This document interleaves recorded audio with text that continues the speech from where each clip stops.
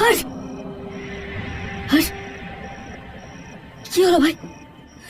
আরে রাঘব, ওই মেয়েটাকে আমি দেখেছিলাম, ও আমার কাছে হেল্প চাইছিল। ওর জীবনের ঝুঁকি আছে রাঘব। আমি জানি ভাই, আমিও দেখেছিলাম ওই মেয়েকে। ইনফ্যাক্ট আমি ওকে খোঁজার চেষ্টা করেছিলাম এখানে, কিন্তু জানি না কোথায় গায়েব হয়ে গেল। রাঘব, রাঘব হতে পারে যে 30 বছর আগে ওই মেয়েটার মৃত্যু হয়ে গেছে, আর ও নিশ্চয়ই আমাদের কাছ থেকে এই কারণে হেল্প চাইছে যাতে যাতে আমরা ওকে ন্যায় দেওয়াতে পারি। ভাই ন্যায় তো আমরা তখনই দিতে পারবো যখন ওর সাথে আমাদের দেখা হবে। রাঘব, তুই এইমাত্র ওকে দেখলি তাই না? চল আশেপাশের লোকজনদের জিজ্ঞেস করা যাক, কেউ না কেউ নিশ্চয়ই জানে ওর সম্বন্ধে। ভাই এত শুনশান জায়গা কাক পর্যন্ত আসে না, তুই মানুষকে কি করে পাবি? আমি তো বলি শান্তিভাবে ঘরে ফিরে যাই, বসে ভাবি যে ওকে কি করে পাওয়া যায়।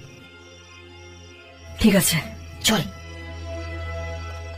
এতদিন আমরা আত্মাদের পিছু নিয়েছি, আজ প্রথম এমন হলো যে আত্মা আমাদের পিছু নিচ্ছে। হর্ষ, ওই দেখ। এর মানে এটাই যেখানে অন্য কেউ আছে।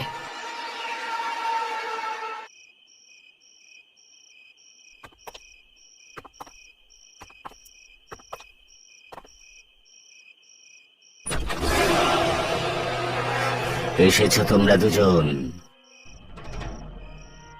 কবে থেকে তোমাদের প্রতীক্ষা করছিলাম। কিছু বলো না, এটা কথা বলা বা শোনার জায়গা নয়। ভেতরে এসো।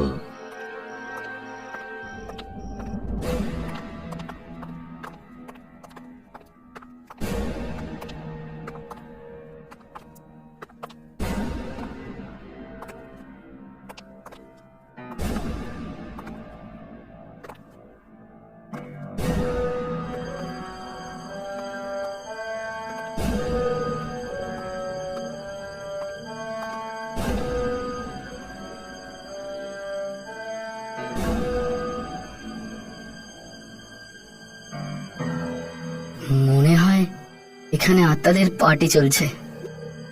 হ্যাঁ,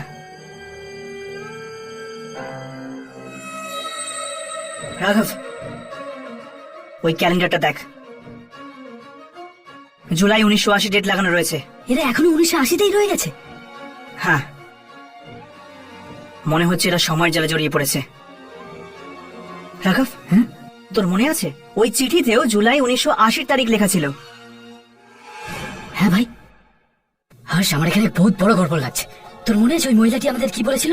ও আমাদের অপেক্ষায় আছে, আর এক্ষুনি এই লোকটি বললো এরাও আমাদের অপেক্ষায় আছে। কিছু তো গড়বড় আছে বস। তুই ঠিক বলছিস রাঘব, আমার মনে হয় না যে আমাদের এই মামলায় জড়িয়ে পড়া উচিত। আমরা শুধু আত্মাদেরকে নিজেদের ক্যামেরায় রেকর্ড করতে পারি, ওদের সাথে লড়তে পারি না। চল এখান থেকে যাওয়া যাক।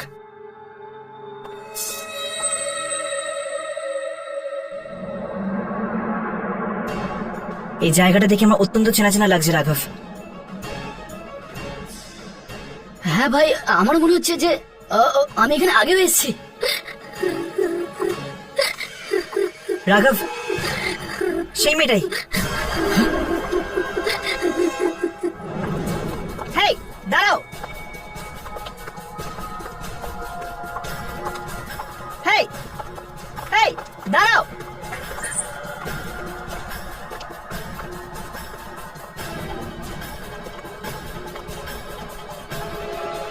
এক্ষুনি তো এখানেই ছিল, কোথায় গায়েব হয়ে গেল? রাঘব, আমার মনে হচ্ছে যে আমাদের দুঃস্বপ্ন খুব শীঘ্র সত্যি হতে চলেছে। প্লিজ আমাকে বাঁচাও, আমি মরতে চাই না, প্লিজ আমাকে বাঁচাও। এ তো ইয়ামিনের আওয়াজ। কিন্তু ও কোথায়? হর্ষ, রাঘব আমাকে বাঁচাও, ইয়ামিনী, প্লিজ আমাকে ইয়ামিনী, বাঁচাও। ইয়ামিনী।